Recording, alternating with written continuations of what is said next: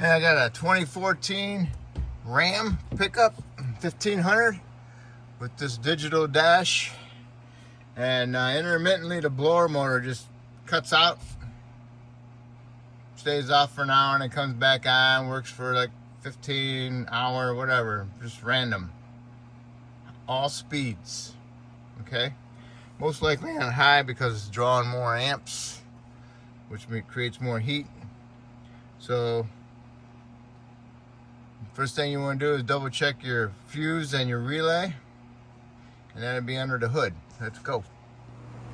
Here we are under the hood, and here's your fan, your blower relay, and your blower maxi fuse. Okay, what you want to do is you want to pull these out and check the terminals, make sure they're not melted, look at the plastic around them, make sure they're not melted. And this fuse comes out really hard, okay? So you gotta be careful that you don't break it. And when you get the relay out, you wanna go to the big terminals on it, and you wanna stick like a spade down in there and you wanna test the tension of the terminal, okay? If there's any melting around the plastic of it, then you know there's a problem going on. All right, let's see. So it'd be these big ones, okay? Not the little ones, the big ones. So you go to the big ones, and you stick this in there and you feel the tension of it. They're pretty good, so those are good.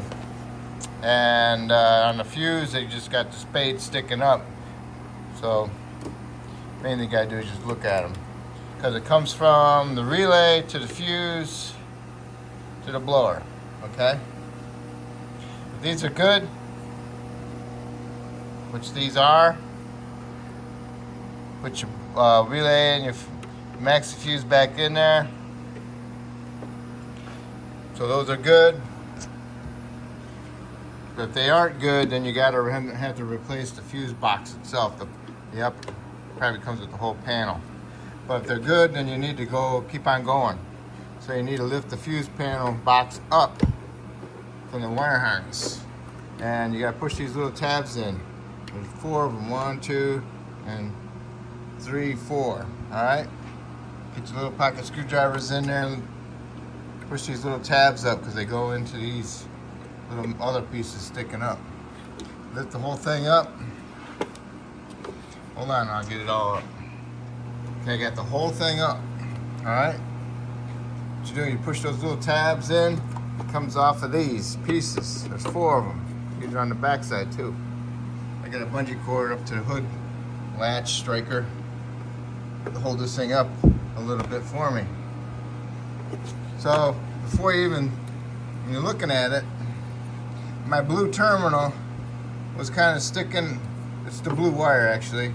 The blue wire that goes to the blower, and it's this one right here. The terminal was sticking out a little bit. You see how like that big fat one?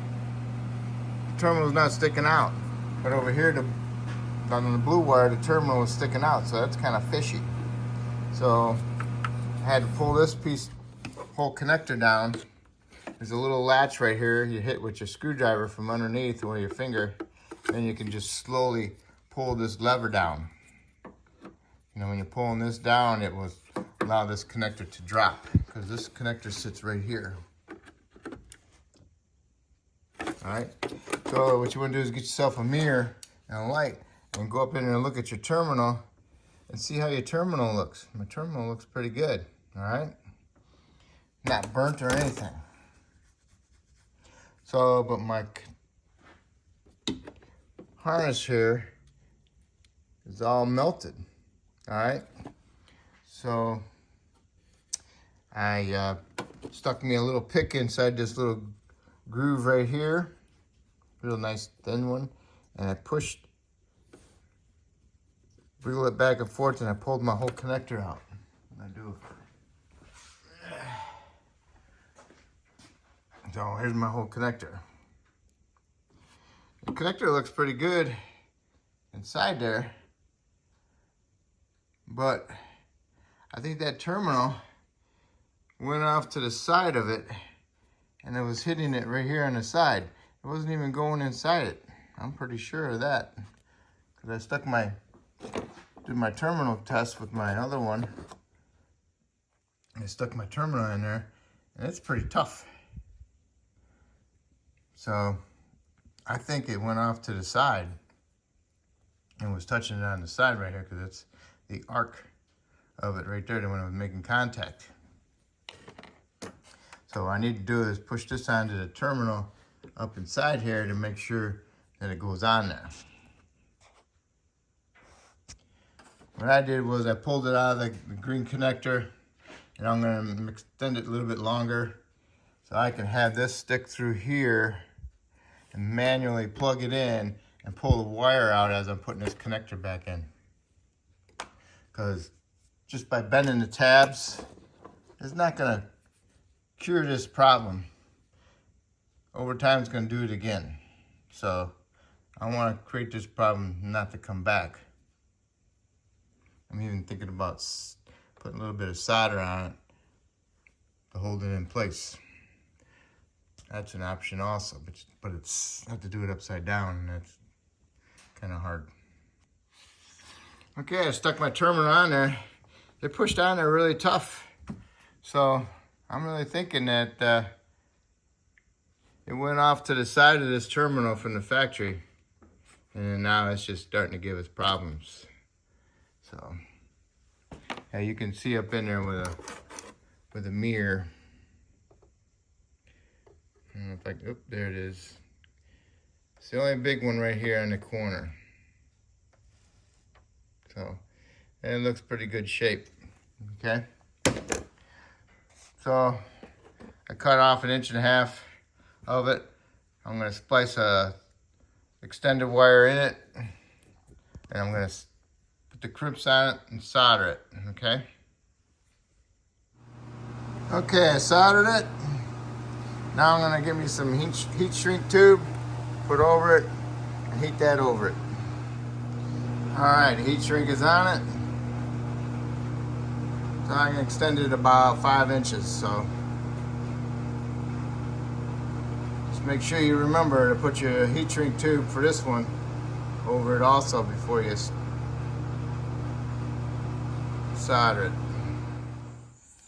All right, I took my little propane torch, and I made this thing more of a square, you know, and I made sure that my wire would go through there all the way through, and also my connector will go into it. Okay, so now I'll pull it through this way and see how it sits in there. I might have to heat it up some more. We'll see. All right, I got my terminal up in there. Pushed down to the terminal. Felt good. So now I can go ahead and feed this through my hole in my connector. And then I get my connector up in there and lined up. And I'll push my connector up through there and try not to pull on my new wire to pull it off the terminal, because it's in there by itself. Okay. I had to cut the insulation off because it wouldn't allow me to go through my green connector. So I got the terminal up through there, I fished it through the connector, and now I'm pushing my connector up in there slowly and just guiding my wire a little bit. I'm not pulling down on it, I'm just moving it around a little bit and keep pushing the connector up. And then I'm going to end up getting my little lock, bringing my lock up. Make sure I push my connector all the way up in there, make sure the white lock locks in place. Okay, it went up in there nicely, and that's still on there. So now I'll put my new heat shrink tube over it, and then I'll do the same thing to this one.